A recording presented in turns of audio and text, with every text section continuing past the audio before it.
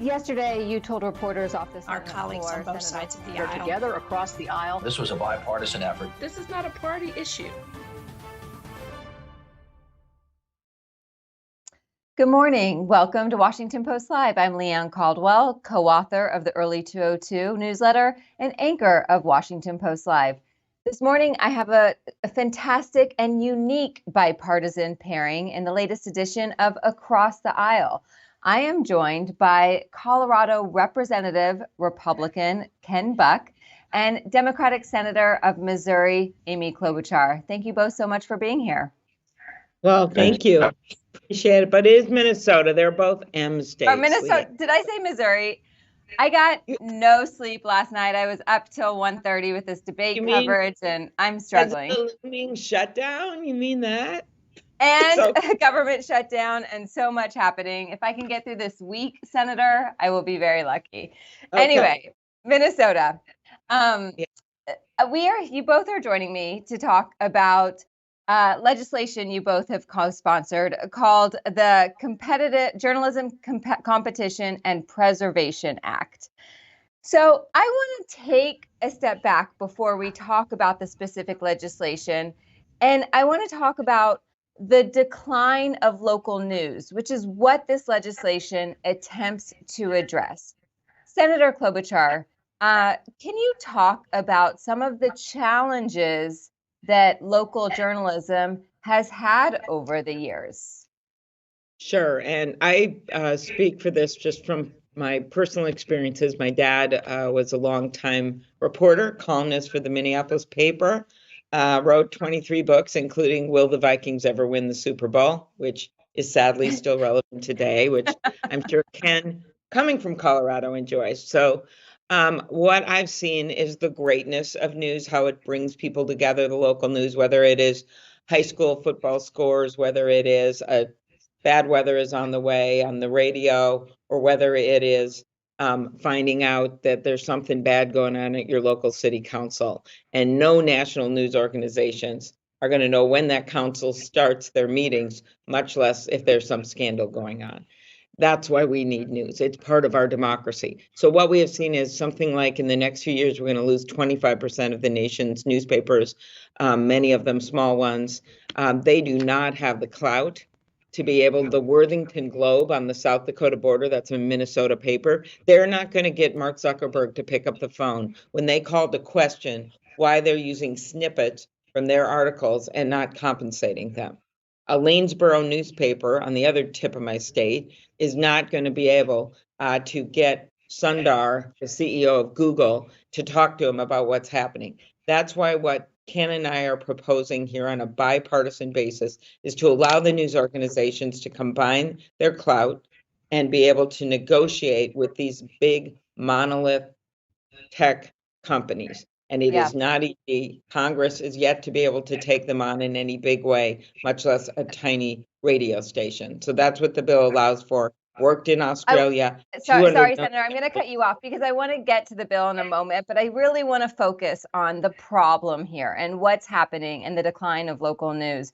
So, Congressman Buck, you come from a rural district in Colorado. What are you seeing in your district and in your state with local news over the last decade or more?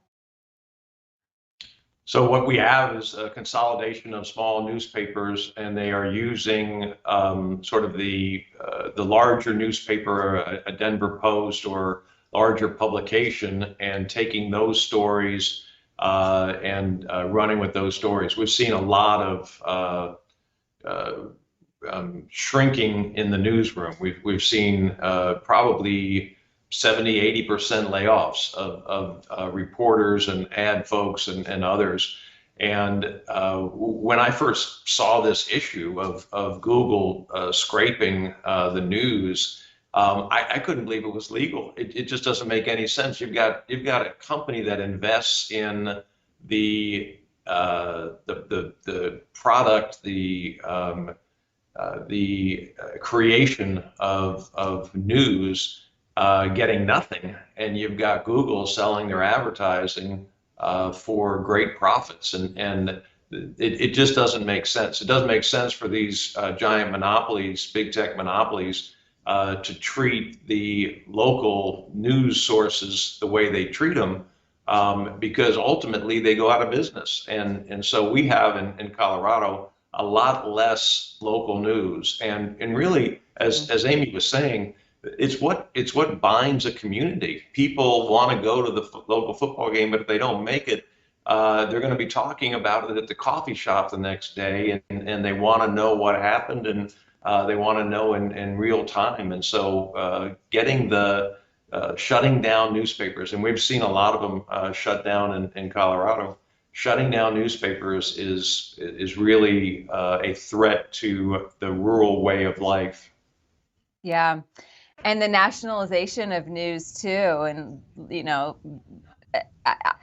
we could talk about this for a very long time, and we're going to get into it here, has led to the partisanship in this country, I would argue. Senator, so your legislation, the Journalism Competition and Preservation Act with Congressman Buck and others, it focuses on the tech component. And you started to get into it a little bit. And before I cut you off, but so now can you talk about what specifically are these big tech companies doing, and what can your legislation and what can Congress do about it?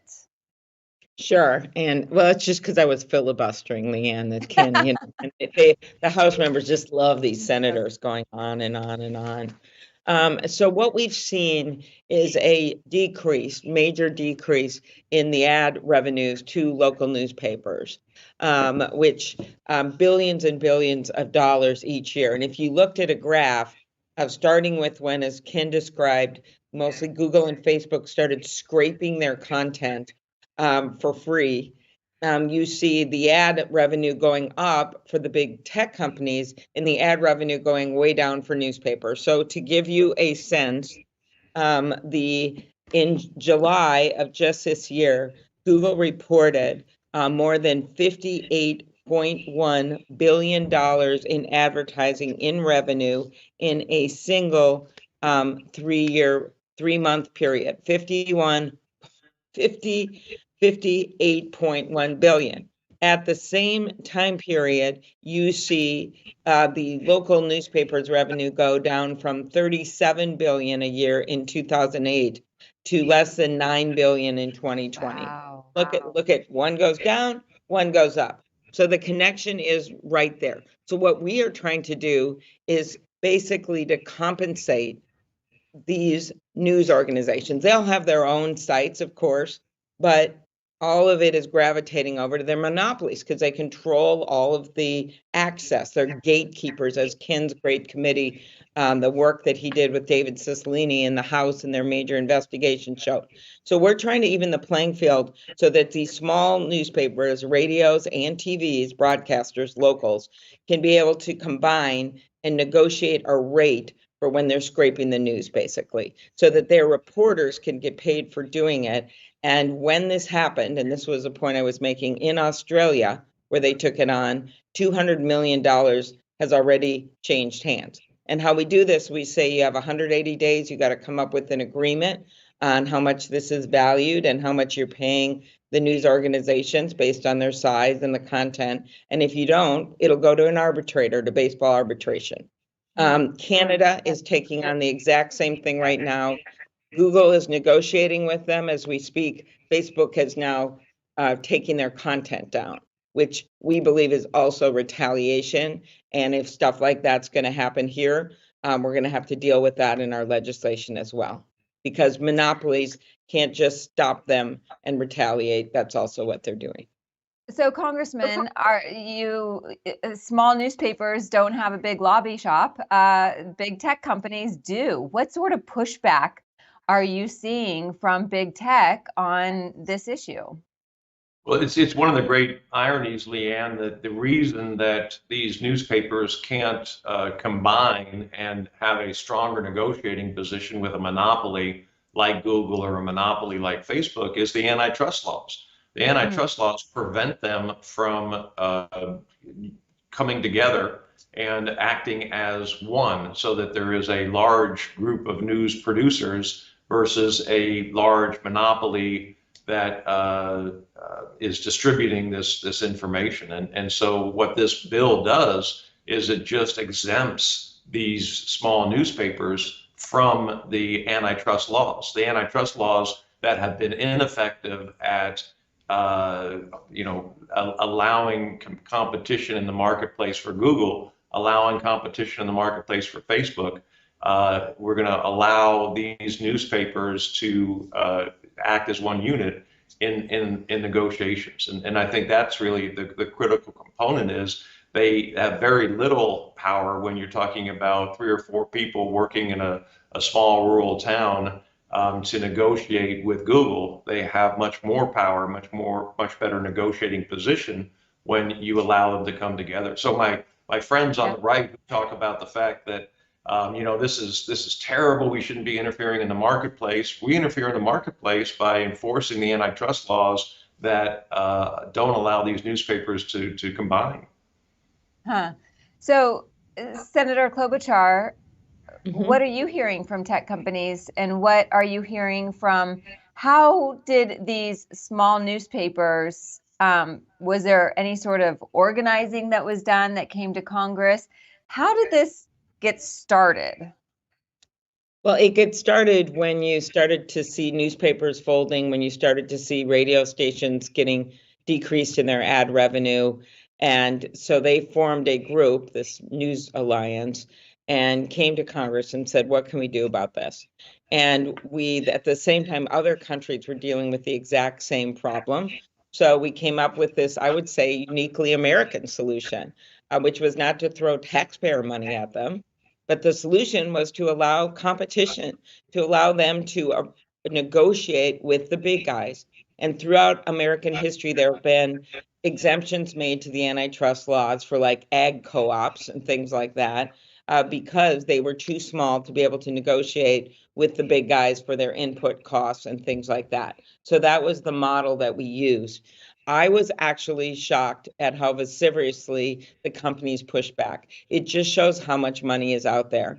I'm not surprised that they push back when Ken and I and people like Dick Blumenthal and Marsha Blackburn are trying to take them on their app stores. That's actually Google and Apple, where they charge certain entities like 30% of revenues just for the pleasure of being on their app store. I'm not surprised when they push back when we're going after Amazon, subject of a suit that was filed this week, to say, hey, you can't keep putting all the small businesses links further and further down your site to put Amazon Basics at the top just because you don't like the competition. I figured they'd push back on that stuff. But this is simply literally the guarantee of the First Amendment to have news organizations and have content providers. So it just shows to me they will do anything to make a buck. And the fact that we have no laws passed to govern tech on competition, no federal law on privacy, no federal law changes when it comes to protecting our kids on the internet, something that both Ken and I have been involved in, just shows the power of their lobbying, Leigh. And they have like 2 lobbyists for every member of Congress. They have spent hundreds of millions of dollars against a bill that Ken and I have saying you can't put your own products at the top of the site. They ran ads in every single state. They ran pop-up ads personally against me saying that I would take down Google Maps and that I was going to destroy Amazon Prime. That's a lot for one woman to be able to do. So the point is, they are going all out to stop this. We're simply asking for negotiation. And this bill in particular has huge bipartisan support. We've got on this bill, are you ready for this? In the Senate, Cassidy, Wicker, Collins, Lummis, Daines, Graham, Durbin, Blumenthal, Whitehouse, Manchin, Booker, Hirono, King, Feinstein, and there's many, many more people supporting it. We need a vote in the Senate. We think then we will pass this bill, and it will allow us to then work with the House to get it done. So, Congressman, you mentioned that some members on the right are worried about market interference. So talk to me about, is it difficult to get Republican support for this bill in the House? And is there any chance that it could at least come up for a vote this Congress. Maybe not this year, but at least this Congress.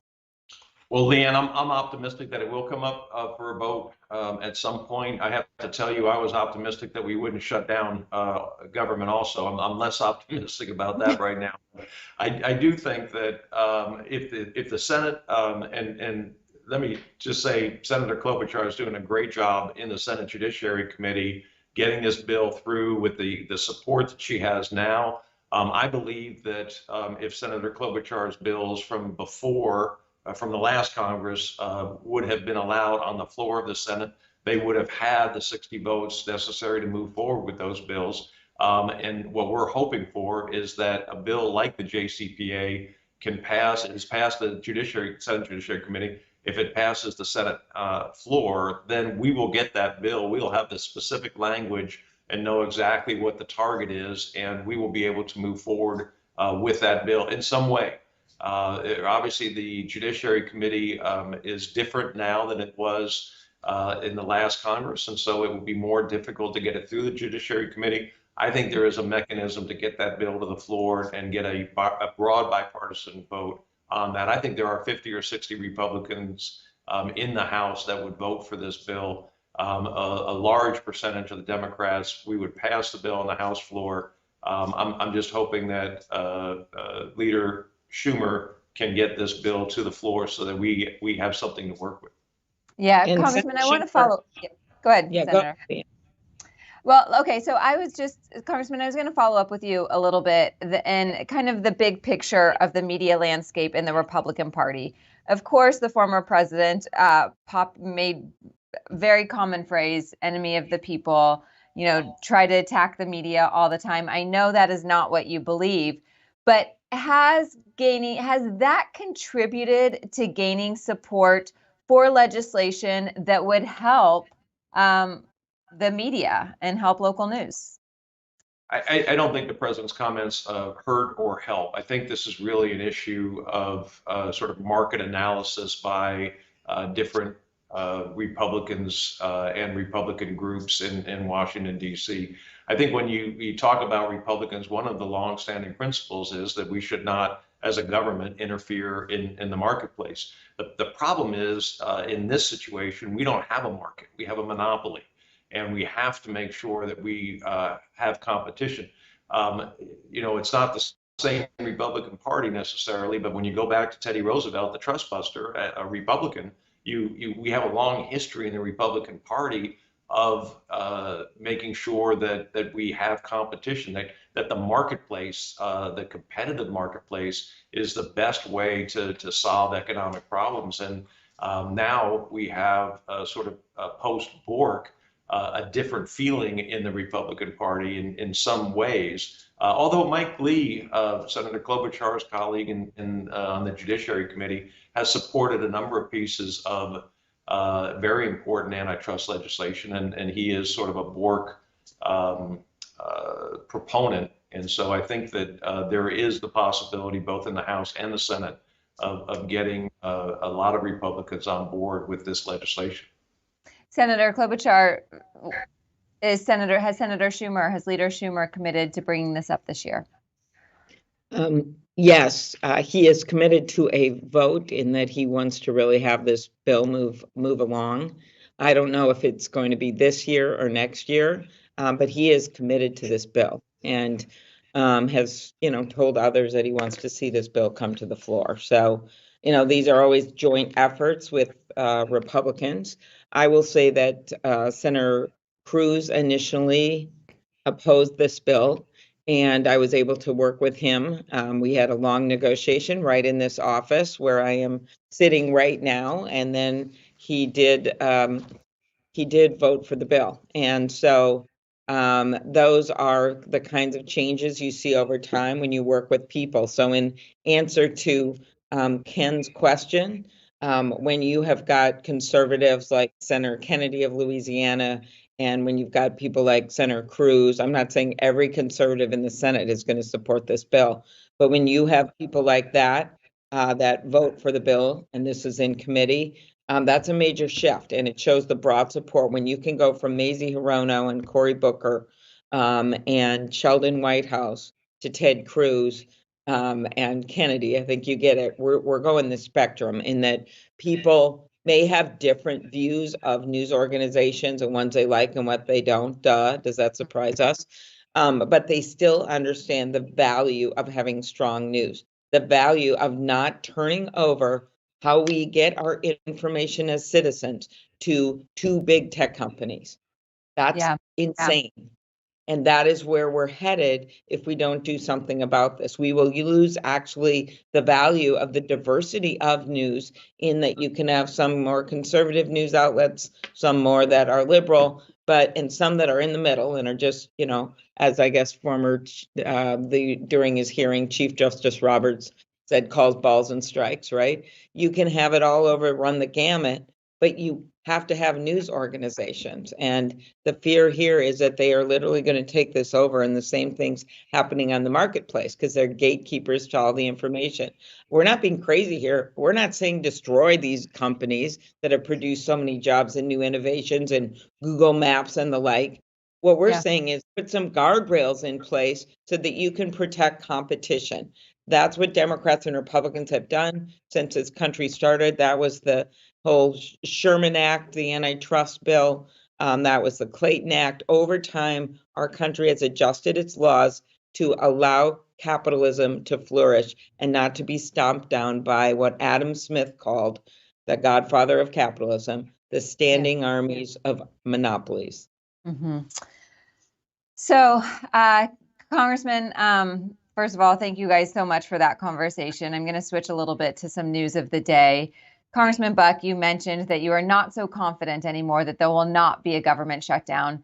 To remind our viewers, the government will shut down at 12:01 Sunday morning if a short-term spending bill is not passed. What do you think what is Kevin McCarthy, Speaker McCarthy, going to do? And is he going to be able to pass a short-term spending bill through the House of Representatives? Well, it's a great question. I have no idea. We knew in July that we needed a continuing resolution. This is not a surprise to anybody. I think it's really malpractice to wait until the eve of a shutdown and then decide that you're going to put a bill on the floor and give people the choice of shutting down government or voting for a bad bill. That's not the way government should work. We should have been in negotiations with the Senate and the president a long time ago to make sure that we got through this day. We were able to pass our 12 appropriations bills, able to go to the Senate and have conferences on those 12 appropriations bills and really fund the government. The most important the most important role that Congress plays is funding the government. There are certainly things that are issues like declaring war and whatnot that happen much less often. But in terms of what our role is, every single Congress, this is it. And we have failed in the House in particular, because the Senate has been moving bills, but we have failed to do what we need to do. And I just think it's so unfortunate to jam people at the last minute with a bill and expect them to vote for it.